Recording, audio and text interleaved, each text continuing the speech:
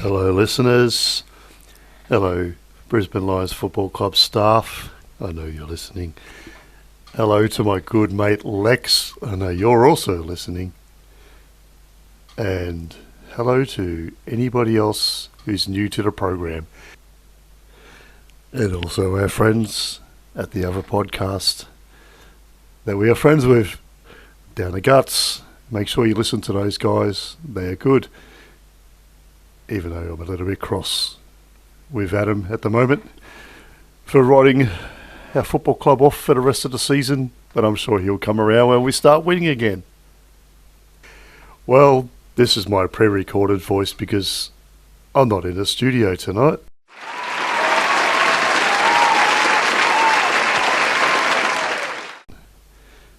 And I know some of you are cheering and saying, wow, surely they've got a better voice coming in than this one. And we have. Al will be joined by someone with a much sweeter sounding voice than mine.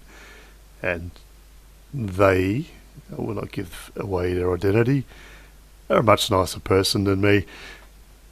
Allegedly.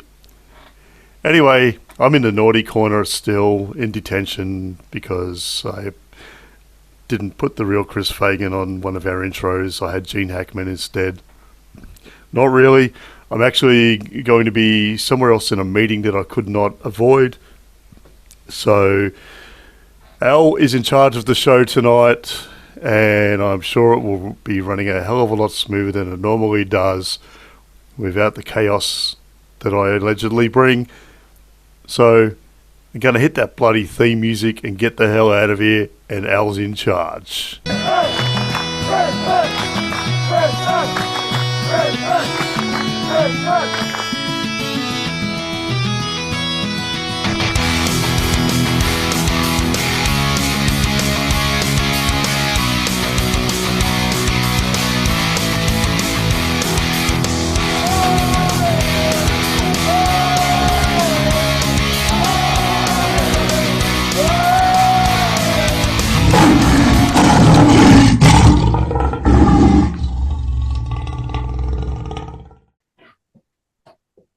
Hi Al, how are you? The champ is here! The champ is here! The champ is here! G'day, how are we? Hey, hello, Smithy. Good. How are you going? Yeah, pretty good. Can't complain too much for a Thursday night, aside from the fact that it's bloody cold, but Yep. first world problems. You live in Brisbane, right? I do. I grew up in Victoria, so I'm used to like cold, but I feel like houses down there are built better for it. Yeah, well. Whereas yeah, up here, it just soaks in and... Should we probably get into it? Yeah. So the teams dropped not too long ago. Yeah, they did. I was really happy to see the confirmation that Starce was back in. So, Yeah.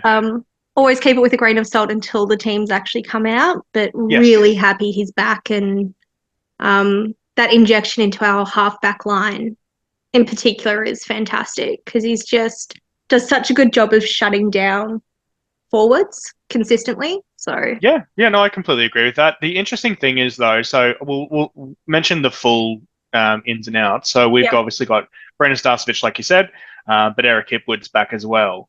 And then we've had Brandon Ryan omitted and Harry Sharp omitted, but I have a sneaking suspicion he's probably going to be made sub. yes. Well, considering he's been sub on and off for a little while. But yeah, very happy to have Hippy back. And I hope everyone realised I was about to say week, but fortnight ago. Yeah. All that proves is just how much Hippy brings to our forward line without actually kicking goals. Yeah, that's true. But it's interesting though with the ins and outs because they're not direct swaps for each other. Because obviously, Brandon Ryan is kind of a direct swap for Eric Hipwood, but Starcevich and Sharp, very different kind of players, very different kind of roles. So obviously, there's going to have to be a shuffle at some stage positionally. So how do you think that's going to go about? So I suspect because they've got just on the actual Lions website, and they've got Starce in the actual initial lineup, and they've moved Answorth onto the interchange bench. So I suspect that's where that like-for-like swap has happened. Yeah. But they've also got Connor named on the interchange, and I can't really justify Connor and Noah and Starce and Wilmot all in the same squad. They're all very similar positional players. Yeah. So I suspect either Noah or McKenna will sit out and Sharp will be our sub for them, even though he's currently listed as an emergency. Yeah. So do you think there's a chance any of them go through to the wing instead of playing off halfback? I think so. I mean, that'd be interesting to see that. I think there's a chance for Wilmot. That would be a decent spot for him. Yeah. I can't really see Ainsworth. Well, I guess he's done it before, but definitely not Starcevic. Starcevic is just going to go straight back into his old spot, I would assume. 100%. But 100%. yeah, I can see Wilmot doing that. Yeah. I could maybe see Ainsworth doing it, but I think Wilmot would probably be the best choice there. I'd like to see him get a crack at it. I think he'd be fantastic. I just love him. I love the energy he brings to the squad. And I mean, he's a Pepsi Max lover, so he's a man after my own heart. Yeah, that's true. Yeah, no, that'd be interesting. I hope that they don't shuffle Dane Zorko around though. I hope they kind of keep him what he's been doing because I won't say last week, like you said. Last game, he didn't really have a great game. No. But he's been one of our better players for this season. So I'd like to keep him roughly positionally where he has been. So I hope he doesn't get shifted around a bit. So they've got him named in the full back line, but then again, he's played back a couple of weeks where they've had him named in the full forward line. So he's a tricky one. He kind of just anywhere. I think with Storks, one of our real lucky points is, despite his age, is number one, as you said, he's in a golden period of form that he hasn't been in sort of for the last couple of years. But number two, he can really play anywhere. He's one of those switch players that if someone goes down, he can go plug a hole. That's true. And Kalachi is another one. So yes, as I said, I'm much happier with Starce coming in and then potentially dropping either Connor McKenna, who Ash will kill me for saying that, or Noah Ainsworth. Yeah. And keeping Sharp in as our sub, because Sharp also can sort of play a little bit of anywhere, and I really like having that extra option to come on because we have other players that can move out and plug holes if they need to. Yeah. So Ash, obviously, he's very big Connor McKenna fan, as you said, but he has been a bit of a realist the last couple of weeks, knowing that McKenna hasn't been at his best. And I think the club would acknowledge that, and Connor himself would probably acknowledge that as well. So, yeah, look, I wouldn't be opposed to that. How do you feel about Bruce Revel staying in the team over, say, like a Harry Sharp who has been dropped? I like Bruce in the team because actually I like both of them in the team because I think they both bring a fantastic bit of energy. I feel like Bruce can probably be a little bit more flexible than Harry. Harry's very much sort of that small forward, but I do love his run. Yeah, look, it's you get me because it's an interesting one. Personally, I think Revel would be a better sub because it's a fitness thing. So he doesn't seem to have quite. Well, if you look at the time on ground stats for the games that he plays, he usually only plays roughly half a game, and he's on the bench quite a lot. So, but he does have good skills, and I love his skills, but his fitness is a bit of a question mark. But, he was only just brought onto the team, so he's been playing VFL for a long time. Yeah. So I think in time, next year and stuff, with a good preseason, he could change that. But I think Harry Sharp's known as the fittest guy on our list. He can run all day at, good speed as well. His skills aren't probably as elite as Revels are. Yeah. But I think if we're talking like a sub, someone who's like their whole role is to not play a full game, I think putting someone like Bruce Revel in there, and then if he has to come on for half a game, he wouldn't struggle as much with the endurance. Yeah. Yeah, actually, I agree with you wholeheartedly there. Because, Harry's been fast since he was a kid. Like, his time trials in the trials for the draft was just insane and still is the record holder now. Yeah, I don't think it's been beaten. No, and he beat it by, like, a significant portion too. Like, it wasn't just, like, a half a tenth of a second or something. Like, it was a couple of... But, yeah, no, I would agree with that, actually. I think Revel's skills are definitely better than Harry's at the moment. But I also think Harry has the greater fitness. So I think having him as the sub would be a far more sensible decision. Yeah, I probably would have dropped McKenna like completely Yeah. because it looks like Sharp has been dropped. So he obviously, like you said, he's on the emergency list. Yeah. So I don't think he has been put onto the sub list. So No. what I probably would have done was I would have just dropped McKenna completely. I would have kept Sharp on the interchange for like the full duration of the game, and then put Revel as the sub. That's what I probably would have done. It's clearly what they haven't done, but at least we get Starcevich and Hipwood back in, which is that's a big 2 ticks. I'm so happy Hippy's back. I feel like I'm on a one-woman crusade to like cheer him on because so many people, like when he got suspended, everyone was like, "Oh, can you suspend him till the rest of the year? Like it'll do the Lions so good." And I'm like, yeah, it's pretty brutal out there, wasn't it? It doesn't. Yeah. By every stat, Hipwood is actually performing better this year than he did last year. Yeah, I think it's just harder to see because he's not converting in front of the goals as well as he has in the past. And look, I've been one of those people that's been frustrated. I did call for him to get dropped a few times, but I wasn't the kind of guy that was like, get him off the list. I don't want to see him again. Yeah. I had a gripe with him, like I have a gripe with a few players that I think probably deserve to be dropped from time to time, not even as a punishment, but like go and build some confidence up. Like, people always argue, well, they're not going to get better in the twos, but it's like, well, sometimes it's not about them getting better in the twos. Sometimes it's about they're not earning their spot and the guy below them is earning his spot. Yeah. So, sometimes you do have to make swaps like that. But, I like Hipwood. But, I'm glad that he's back. But, I'll be watching his performance to see how he goes for the rest of the year as well. I hope he kicks a bag. Oh, that would be fantastic. Or even 3. I'll be happy with 3.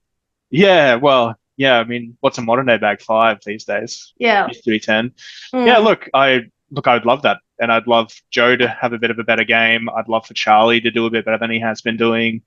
Yeah, there's a few guys I'll be watching. Got so much flack this fortnight. Yeah, he has with all of those, pretty baseless trade rumors, I would say. Especially the Freo one. That just seems so random.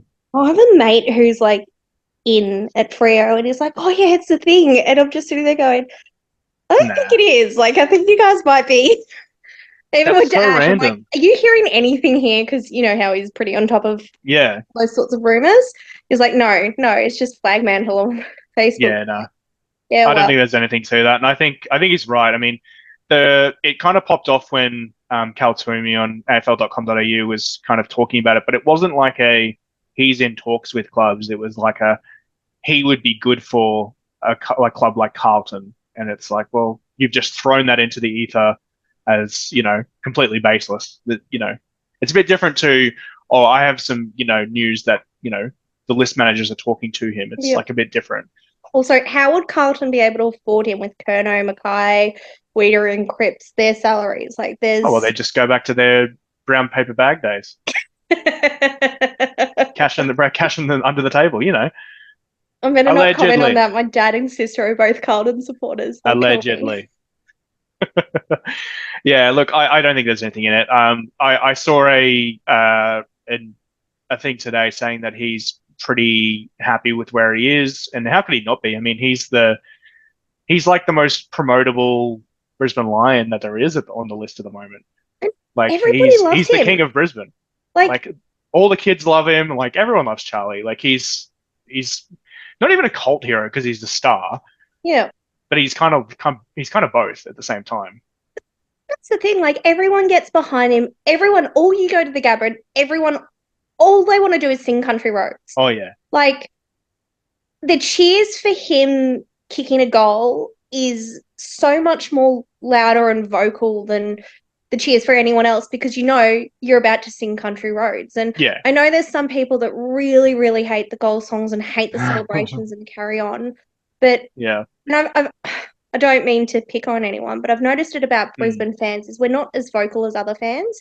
We never have been. And particularly at the Gabba, like, if they're doing well, we'll get up in a bit. But if they're doing not well, like, there's not a lot to get us up. I say us because I go. So yeah, look, I think since the introduction of the goal songs, I think it's been a big improvement. And that's what I was about to say. as a whole, we are so much more vocal now because we get into the songs and then Country Roads is a perfect example. We go and sing half the chorus still after the song's gone, and it almost sounds louder than when the song was playing. And then you get the cheer, and then often you get the Lions chant after that. Yeah. And so it kind of just encourages that. And yeah. Yeah. But I also, I mean, you're right. I mean, he is the number one song that people would go for. But then there's, people don't sing Let It Go as much, but people do get really up and about when Joe's having a good game. And then obviously when you hear Hey Jude or Sweet Caroline, Hey Bailey. Yeah, well, Hey Baby, but I sing Hey Bailey. So. Yeah. But when you hear those songs, like, we're having a good game. Exactly. A lot of those guys are good, like, confidence players as well. And, when they're all having a good game together, it's usually pretty special. So, I mean, with the big inclusion of Hipwood this week and Starce, I'm optimistic. But at the same time, there's a few guys like Rayner who's copped a bit of flack in the media for the last, particularly fortnight, but I'd probably say all year, but it's gotten pretty hot in the last fortnight. Honestly, he has a really good game, and then he has a couple of off games, and everyone's calling for his blood, and I'm like, Jesus, hell, just calm down. Like, I can see where, okay, let me phrase that differently. I was going to say I can see where people are coming from. I can see where the frustration comes from. Yeah. I don't think it's justified some of the intense reactions that people have, saying to trade him away and all that sort of stuff and all the mean things that they're saying. But look, I get frustrated with his inconsistency as much as a lot of other people do. It is a little frustrating because he'll have a fantastic game and then he'll have 6 weeks of, I don't remember seeing him do much actually in that game. And then as you start to notice that he's not doing anything again, he might pop up and have another fantastic game, and then it kind of makes the conversation go away for a couple of weeks, and then it comes back again. I know. So I'm hoping that all of the boys come out switched on against Footscray, against the Western Bulldogs tomorrow night. I say that because I was looking at the VFL fixture for Footscray before. That's okay. I still call them Footscray. So. Yeah, yeah. So look, I think it's going to be an interesting game. I mean, we're getting them at an interesting time as well. They've got a lot of their key players out, but then also looking at their ins, they get a couple of pretty handy guys back in as well. That's what I was looking at. Libber's back in. And I'm like, are we sure he's passed all his concussion protocols? Interesting you say that, because I hadn't really been keeping track of it, but I remember pretty recently there was a big talk about, he's so concussed that he might never play again. Yeah. And then seeing him on the ins list, I was like, that can't be right. Surely he's going to be out for longer than that. Well, that's what I get, because I've watched both of the incidents where he just basically collapsed out of nowhere, and they were pretty scary. For being worried about someone else who, again, not even our player, but you see that, you never want to see something like that. And given how cautious, not even the club, the AFL is about concussion. I'm surprised that they've cleared him to play so quickly. Yeah, it is really surprising because that was, like you said, it was a really bad one when you look at the footage. But then, you hear that, oh, no, he's good to go. But then, guys like Nathan Murphy from Collingwood and, there was a young fella that was drafted for one of the Victorian teams. I can't remember which one it was. And he retired before he's even played a game. Yeah, first year. He got drafted last year, and he had a concussion so bad at training that the doctors were like, you need to retire now. And he never even that was played a like senior 3 game. weeks ago or something. Yeah. So how do they, obviously, we're not medical professionals. I mean, I assume you're not. I don't know what your don't know what your occupation is. But I mean, my bank account wishes I was a medical professional. Yeah. But from the outside, it's so strange seeing a situation where someone like Liberatore, has had a series of really bad head knocks like that, and he gets up and he's dizzy and he's falling over and stuff, and then you hear one, this guy that, like Nathan Murphy or the young fella that I was talking about that got drafted. Yeah. They'll have one hit and then it'd be like, no, your career's over. You have to retire. And it's like, well, I guess we haven't seen the scans and we don't have the training and stuff, but it's just so weird that it can be so immediate for some guys, but then others, it's like, oh, no, you're right. You'll be fine. Yeah. It's such I don't understand it. Above my pay grade, but yeah, I can't get a grasp on how it works. So confusing. And it's just tough because you want to be able to go hard at every opposition player.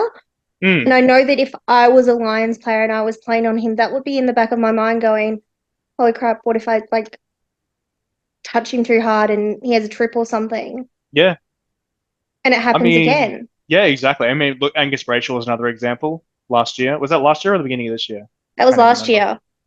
Yeah, so like another one, we just, he had a history, obviously, he wore his helmet famously. He's Yeah. one of the last few helmet players. I think of Sean Hart every time I see one. Me too. I mean, I'm surprised more guys don't wear them, to be honest. Yeah, especially if you've at least had one. Like, I Yeah. feel like if they're serious about stopping future reoccurrences, Mm. that could be a very easy, let's put in a rule if you've gone out for concussion once, helmet. Yeah. At Well, I mean, least I let's don't know how try much they something actually. preventative. Yeah, I don't know how much they actually do, but I can only think of he was Angus was famously a wearer of them, but then Caleb Daniel for Bulldogs wears one. I can't really think of too many other current players that wear them. No.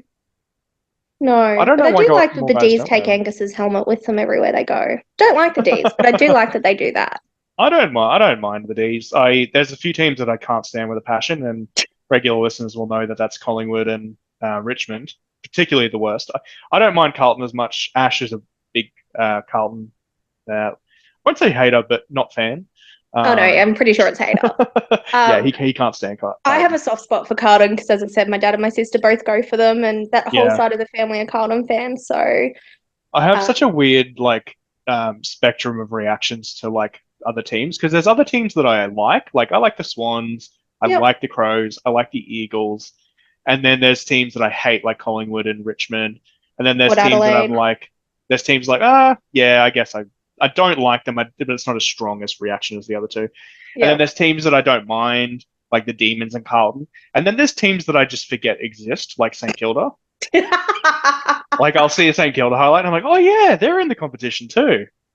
It's so strange. Like I just, no disrespect to any Saints fans potentially listening. I don't know why they would be, but I just think that they're very boring, and they've been very boring for a long time. yes. And I don't know how their fans cope with decades of boring. But power to them. They've got a loyal fan base. They've got Eric Banner for Lord's sake. They had Borny, so True. Yeah.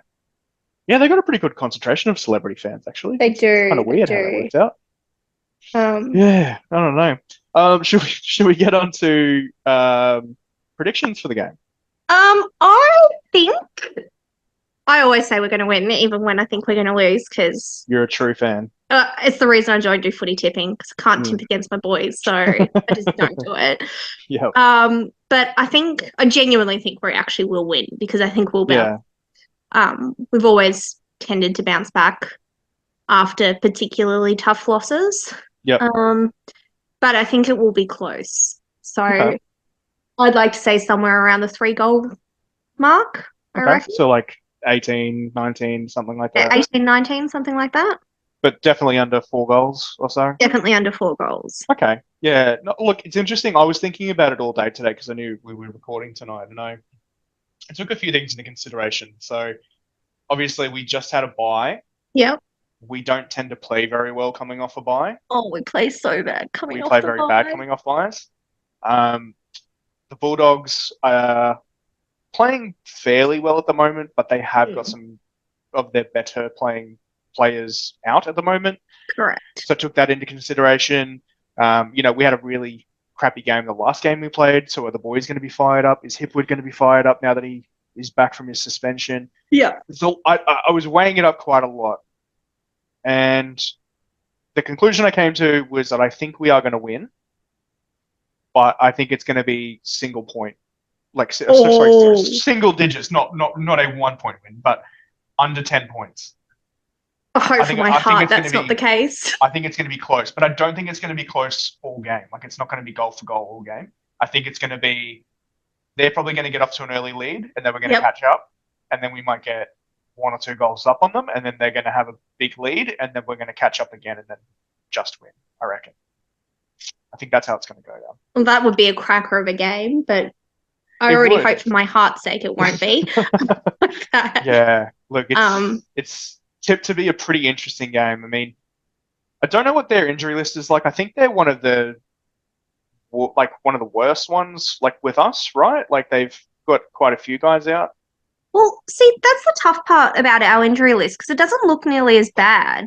But that's because for some reason none of our VFL players are listed on the injury list, even though a whole bunch of them are out big, injured. Big bugbear of mine where Henry Smith will just disappear for like a month and then he'll be back and it's like, oh yeah, no, he was out with an eye injury for a month. It's Yeah. like, well, why was he not on the list? Like that's what the whole Don't even get me started on that. That stuff frustrates me so much. But I know that they've got a pretty major injury list. But I mean, Tom Liberatore is still listed on their injury list as concussion, so yeah, interesting. That doesn't really say.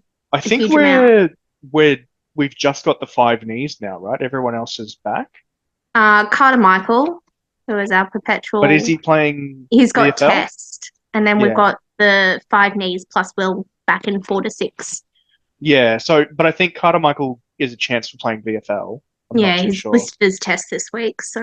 And that's that whole Test thing's annoying too because they can be Test for 2 weeks, but then they could be playing, and it's just frustrating. But I think our injury list is thankfully getting shorter, but we have some big holes, like long-term holes on the list. That's the hard part when they say, oh, well, some teams have got 15 players out injured. Well, they've got 15 players out injured that might be 1 or 2 weeks or 1 week or a couple of weeks. Or concussion protocol, they're only going to miss a game. I'm like, or a suspension or, whatever. I feel so bad for any player who's out injured, but I'm like, when they did I think it was Fox Footy a couple of weeks ago, did the how many players or how many matches are lost due to injury. Yeah. And ours was listed at 44. And I'm like, and that was the week where I think we had like 12 on our injury list or something. And I'm like, how do you have 44? Because 6 of those players are 22 games because their walk-up starts to our team. Yeah, for sure. That's over 100 games just immediately with the knees that we have out. Well, all 5 of them would be playing in our senior team if they weren't injured. Yeah. We tried to get Tom in and he got injured as he was selected to play in the team. So debatably he would be in the team. We know McCarthy would definitely be in. We know Coleman would definitely be in. Yeah. Ashcroft would definitely be in. Even Darcy Gardner's consistently had his spot every game this year. This year he has, you're right, and towards the end of last year he did, but there was a year or so there where he was kind of question mark. I think it was more he was out of favour because we had Grant Birchall come in to cover him, or we had, Richie in the side. Like, he's kind of what he was providing to the side. We had other key players to do, but we don't have that. We don't have that sort of third genuine tall in the back half that can then switch forward. Yeah, because I guess Leicester's not really. How tall's Leicester? He's not very tall, is he? He's like 1 something. Maybe I mean, he's taller than his brother-in-law, but he's not much taller. I think most people are, to be honest. What's Zorko, like 5'4", 5'5"? He's tiny. Yeah. We love Zorko, though. I know. I love him too. Good old Zane Zorko. God, I laughed at that so much. I love it. So we've made our prediction. The VFL game as well. So we have kind of a curtain raiser, kind of not really. We're playing Footscray at 3:00 in the afternoon. I know. That seems like a bit of a random game. I don't know why they keep insisting on doing this. Like, I understand that they're trying to make it a curtain raiser, but it's a Friday afternoon. Like, how many people are actually going to be able to get there, which kind of defeats the purpose of trying to expand more, but B, are going to be able to watch it. So, well, it's not even at the same venue. It's down at Whitten Oval. So I don't. Yeah, it's if they were putting it at the same venue, I could see. Well, maybe squeeze it in before it. Yeah. But it's I mean, who's going to be watching a 3 p.m. game on a Friday? Like, most people would be finishing work or at least coming home from work. So I think they probably should have made it lunchtime Saturday. That would have been much better. Would have been nice, especially for anyone who's going down to Melbourne to get to see both games. Like, that was one of the really special things about when we went down a couple of, I'll say months now ago, was that we got to see the boys play, and then we got to see the VFL boys play as well, and that was great because it just made it a whole weekend of football. But yeah, it's Yeah, not I mean, really that's great. I love fan seeing. friendly. Yeah, no, I agree with that. Yeah, it just seems like a weird scheduling kind of thing. Yeah, but anyway, one thing that I'm really looking forward to for this the VFL game is we got 3 new draftees last week. Mid-season Yes. draftees. They've all come now. I saw the club doing a very brief interview with each of them on the club's YouTube channel. Go and check that Yep. out if you haven't. And like I think it's like literally 2-minute like questions each of them. Very basic stuff. But all 3 of them are supposed to be playing in the VFL game, so that's exciting. That is really exciting. Get to see a little bit of what they're like, hopefully. Yeah. And Yeah, and they're all eligible to play senior games if they're good enough to be selected for that as well. So that's really exciting. So there's not like that old. Do you remember that old rookie list rule where like they had to be elevated to a certain point before they could play senior games? And I hated that that. used to drive me nuts. Yeah, so that's not the case with these guys. They can come straight into the senior team if they are deemed good enough. So it'd be interesting for everyone to get a look at them and just see how they go. And they're young enough that there's a chance there for them to, potentially be long-term players if they're good enough. Well, that's what I like about it is we didn't pick anyone that was just sort of this could be like a couple of month fix issue. Like we picked kids that we could genuinely look to grow and build on for a while. So I'm really excited about that. Yeah, me too. I was glad that we didn't get like a 27-year-old delisted player from somewhere who's played 10 games and, was a gap filler. We just kind of, chucked him in. These guys are all young enough. I mean, I think the oldest of them is 23, which is still quite young. And I think McLaughlin's on an 18-month contract, I heard, which is good. So obviously half of this year and then all of next year. So that's exciting. And then the other 2, Beacon and Craven? I think so. I haven't. I think it's Beacon and Luke Beacon and it might even be Darcy Craven. I think it's Darcy Craven. They're on 6 months contracts. So those 2 kind of have to hit the ground going, and they have to go like prove themselves now. Like they've got till list management in October to prove themselves. But Will, I think, is the youngest of them. So he's 19. So he was supposed to be last year's draft crop. And he just didn't get picked. So yeah, he was just overlooked. So I'm particularly excited about him. He was the leading goalkeeper in the Coates competition before he got selected by us. So I did see that. So that's one I'm really excited to watch. Yeah, because I think, despite the fact that last year our forward line was phenomenal, and even if one of them wasn't sort of firing, the others would step up. I feel like we've got a couple of holes this year that we haven't quite managed to plug properly, and they just don't seem to even be firing any of them in any sort of consistency. So even if it's someone that helps fire them up a bit to make them try and prove that that's their spot and no one else can take it. Yeah, like one thing that I've been a little annoyed with, and I haven't really mentioned it in any other podcasts because I've kind of just been seeing how the season's been going. Our VFL list is pretty flooded with brothers of players. And there's not a huge amount of academy guys in our VFL list because all the spots are kind of taken up. There's a few, but a lot of them are taken up by brothers of players on the senior list. So I have no idea what the academy stocks look like in terms of like the draft at the end of the year. I know Sam Marshall, who is part of the academy, but he's playing in Victoria. He's touted to be quite a high pick. Yes. But after that, I haven't really heard much about any of them because I haven't been able to see many of them. Because I don't suspect we'll be taking too many past Levi and Marshall.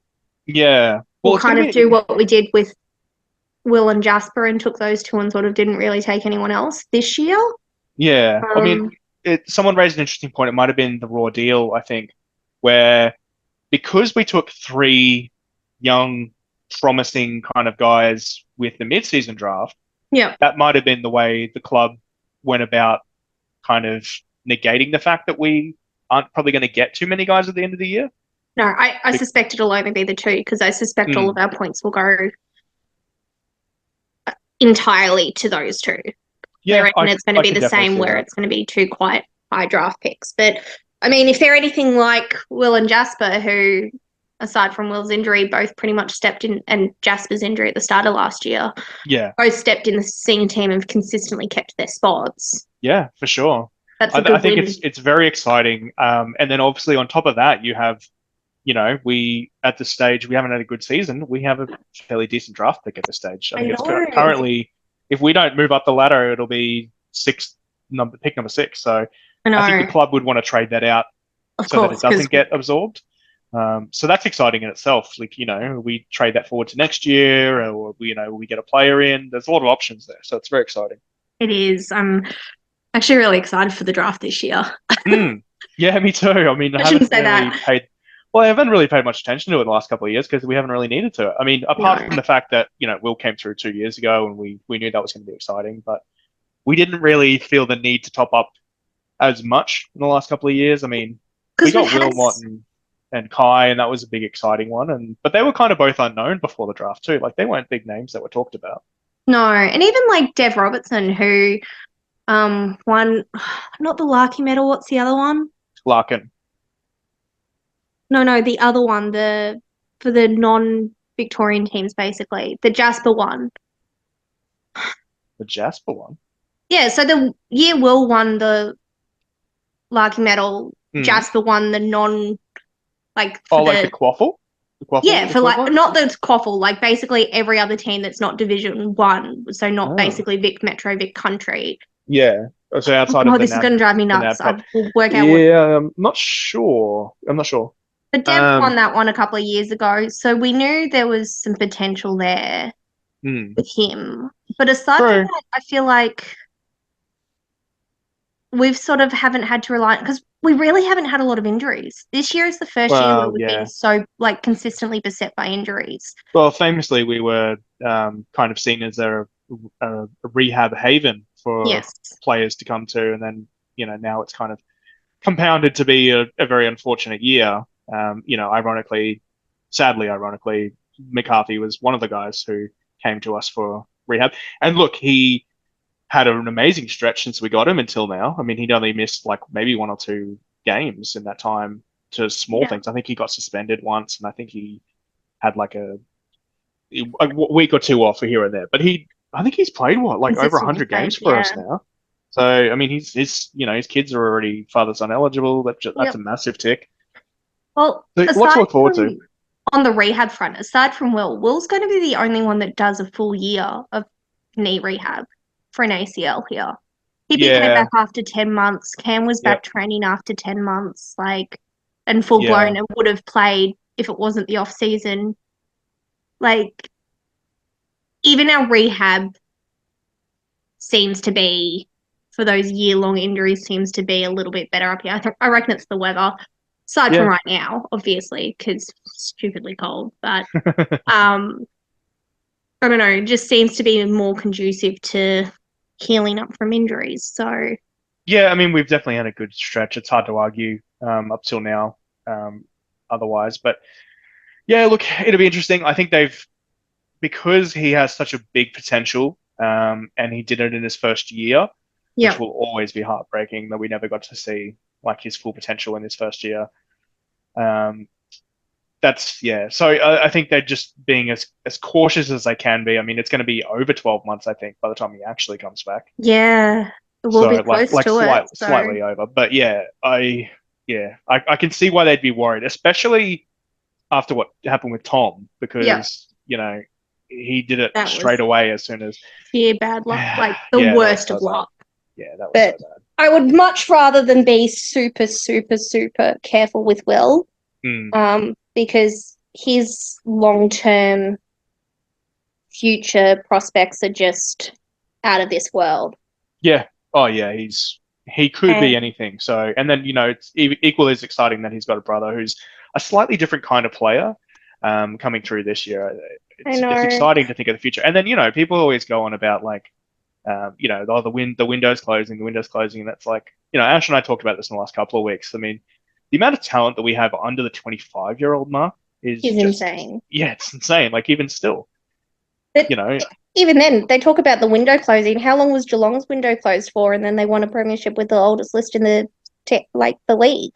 Yeah, exactly. And I mean, So, like, look, we only really have one guy that's like teetering on retirement age, and he's in his career best form. So, and that's Zorko, obviously, I'm talking about. well, two. I mean, I think Leicester's close. He's actually a couple of years younger than Zorko. Really? He's only like Same 31. age. Yeah, I think people just assume because like He's married to his sister. he's married to his sister, they must be like the same age. But I think he's like 3 or 4 years younger than. For So some like strange reason, I've always thought they were the same age. he is one of the older players on our list, but he's still not old. Like No, he's not but close to retirement unless something I mean, bad even happens. Chocky's just gone 30. Like, Yeah, I just looked it up. He's 31. yeah.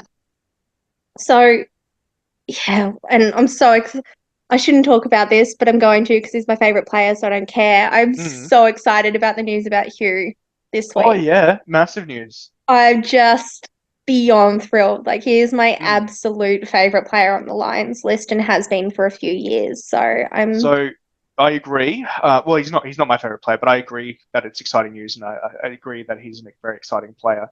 He hasn't been at his best this year. No, he hasn't been in the best of form, and he's had I hate saying anything negative about him because I love him, but it's been very frustrating with the amount of turnovers he's cost. Yeah.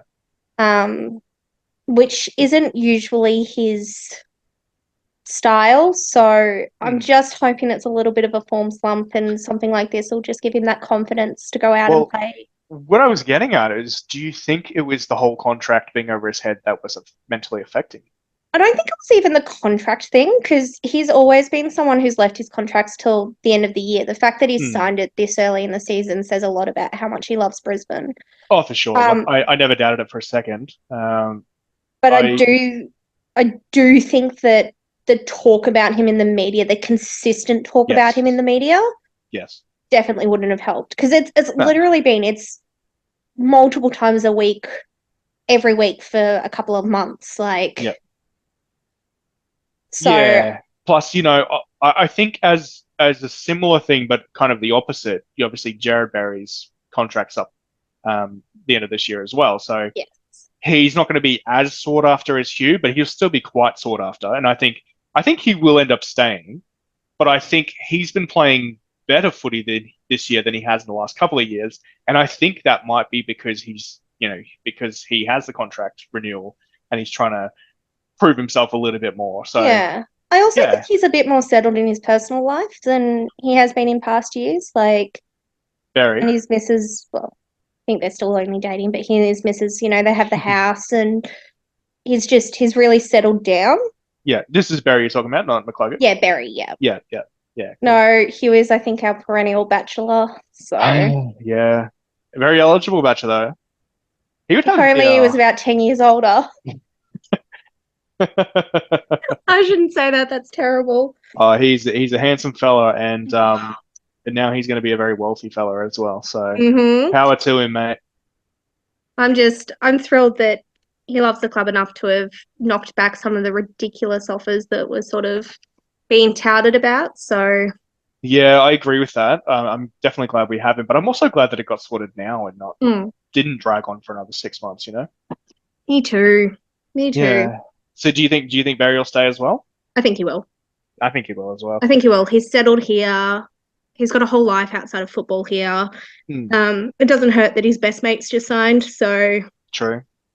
But I mean, even Tom's still only down on the Gold Coast and really not that far away. So yeah, well, I heard that their dad moved up or is moving up. I think he is moving up. So I think the youngest brother's now completely out of school.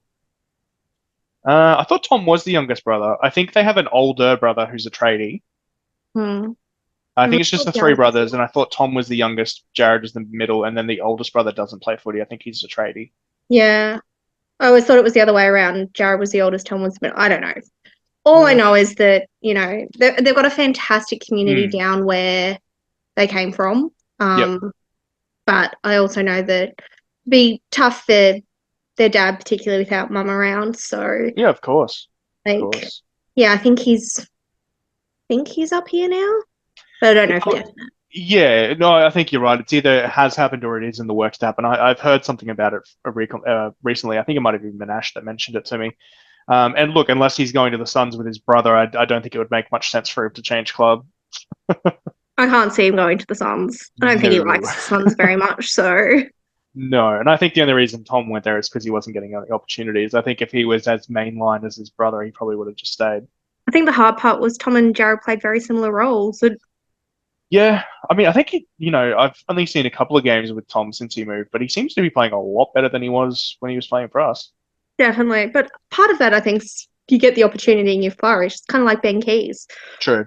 He was a okay player for us and he went to Adelaide and he's absolutely flourished because he's consistently getting a game, whereas he was never Yeah. going to get that opportunity here because there's That's such a bittersweet one. Like, I didn't begrudge him for a second moving because I knew that he was going to get more opportunities everywhere else. And look, I kind of wanted the same for Matho, to be honest. I thought, I wouldn't begrudge him if he went to another club because I thought he would, be a starter in a couple of other clubs, not every other club, but he definitely have better opportunities at some of the other clubs, but he didn't get picked up. But the fact that Keys, who was an academy guy, he was, a good midfielder. We don't usually get a lot of good mids that come through the academy. It's usually key position players or rebounding defenders. The fact that we had a mid that came through our academy that couldn't make it work with us, but then became a star somewhere else, I'm really happy for him.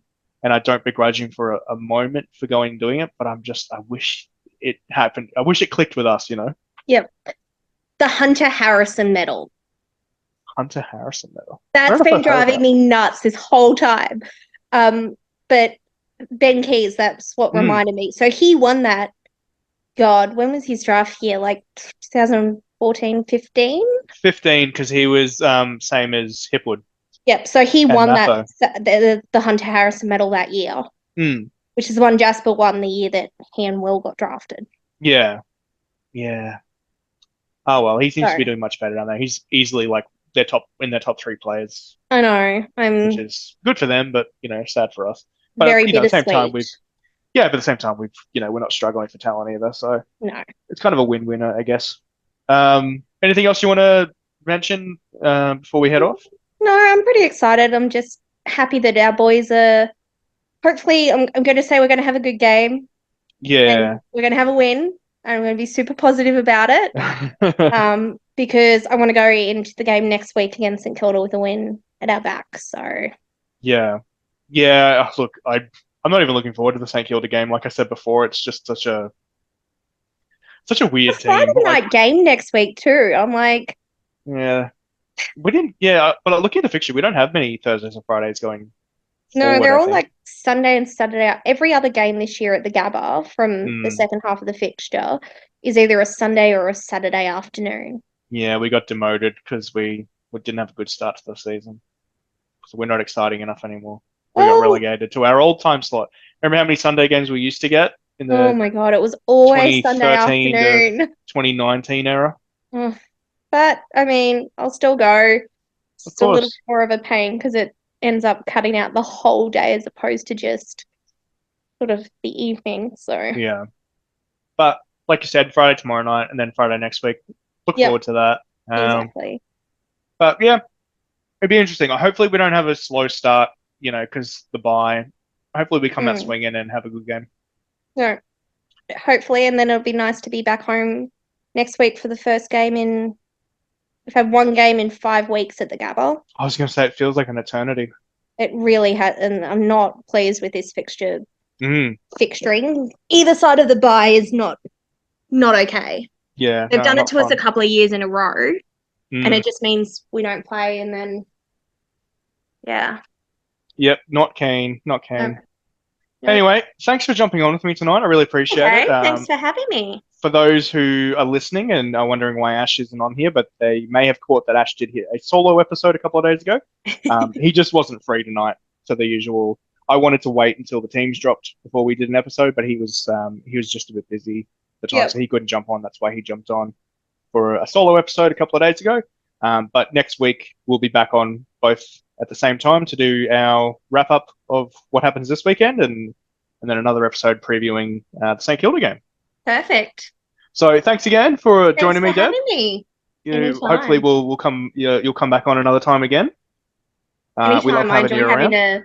a waffle with other Lions fans. Yeah, So of course. Yeah, no, we love having you on. So maybe we'll maybe a few more times throughout the second half of the season, and then maybe even we'll get you on for like a season wrap up. oh, that'll be fun. Yeah, would you like that or? Yeah, that'd be a ball actually. Yeah, and we're trying to get Alicia on as well. I think she came on with Ash just before I jumped on with him. Yeah, she's But the we're trying to get guru. her on so we're trying to get her on before the national draft and the trade period and all that sort of stuff because she's really good with the numbers. So it's an interest of mine, the list management side, but she takes it to a whole other level. So we're really I'm excited in to awe get of her on her. as well. I'm in Yeah. absolute awe of her. So So that's going to be really exciting. We'll leave it there for tonight. Short perfect. and sweet tonight. We went on a few tangents, which is good because that's the brand. But yeah, mate, as you know, you listen. Ash and I can waffle on for, God, nearly 3 hours sometimes. We have to cut it down.